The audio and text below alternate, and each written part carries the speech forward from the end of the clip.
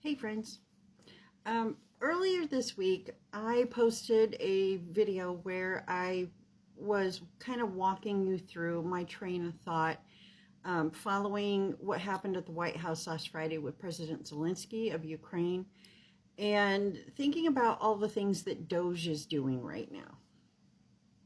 And my brain kept going and thinking about things after I posted that video, so I ended up having three parts to this that I want to talk about. So this is part one, and I'm going to basically redo what I did on Monday or Tuesday. I can't remember when I posted that, because I was curious to see what these changes, for lack of a better term, that Doge is doing, how that would affect, now that we know that Donald Trump is in bed with Vladimir Putin, what would that look like for a potential attack and or invasion from Russia? Okay, so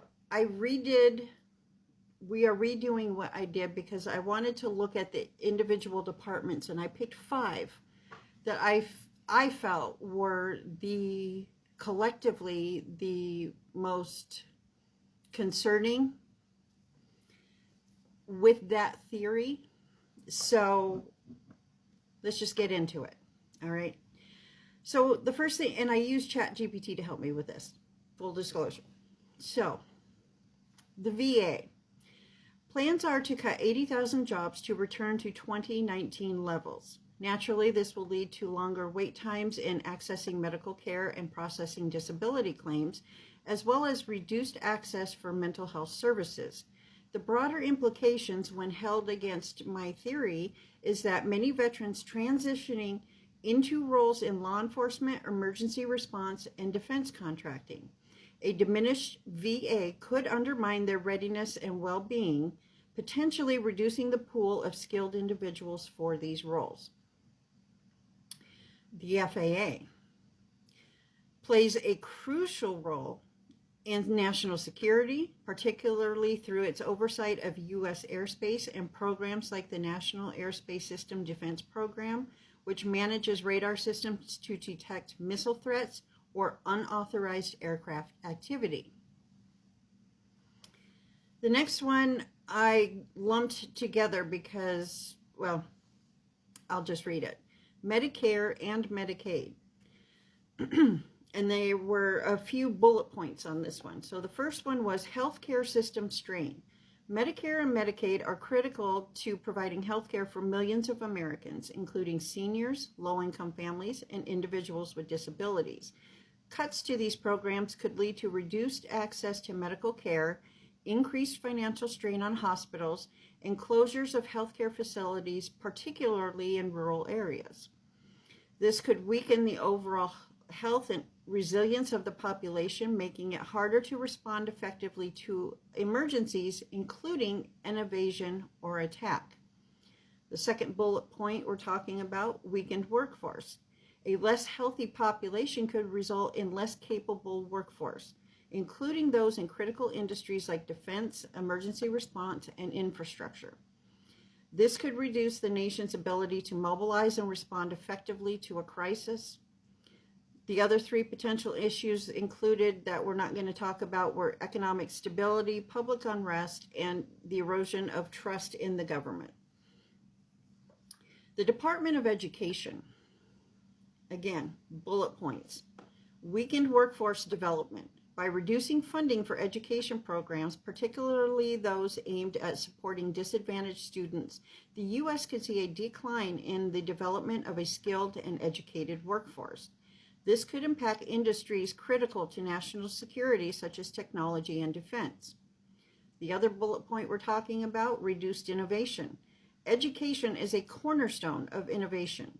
Cuts to research grants and educational programs could hinder the country's ability to maintain its competitive edge in science, technology, and other fields vital to defense and security.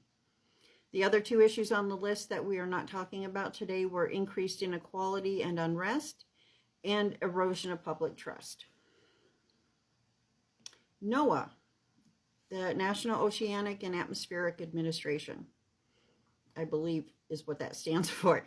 Uh, this one was labeled as having serious implications compared to other departments that I ran through ChatGPT for this post. Reduced workforce.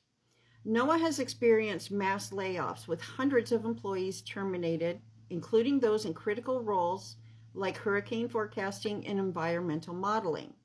This loss of expertise could hinder NOAA's ability to provide accurate weather forecasts and disaster warnings, leaving the U.S. more vulnerable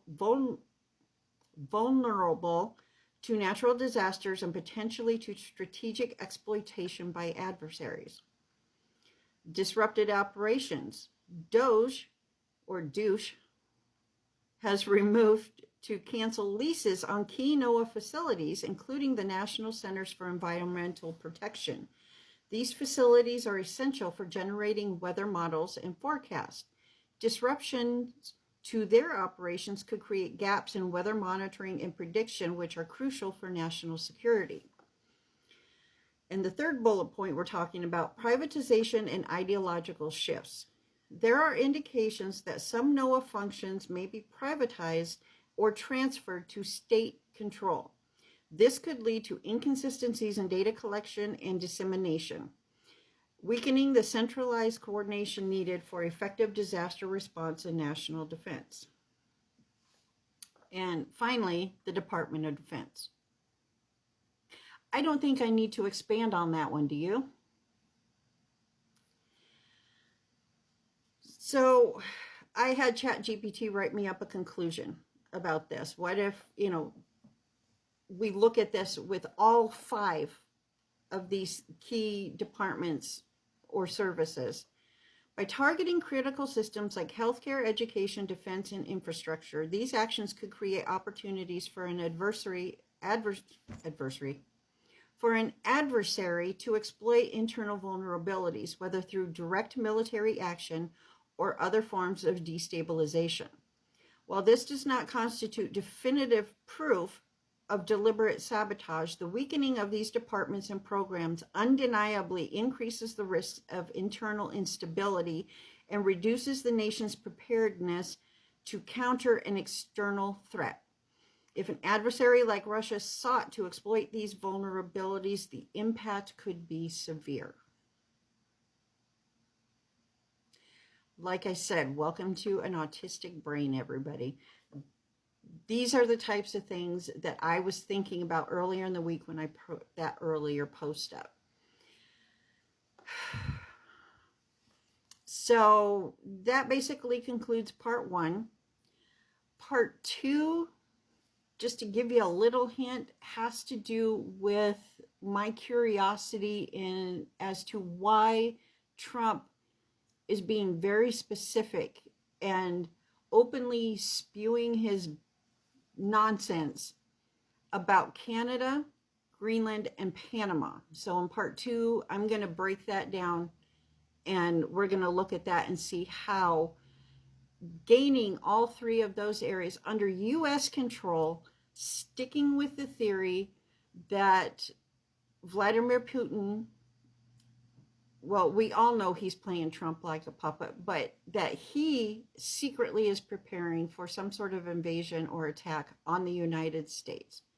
So we'll dive into that a little bit more in part 2.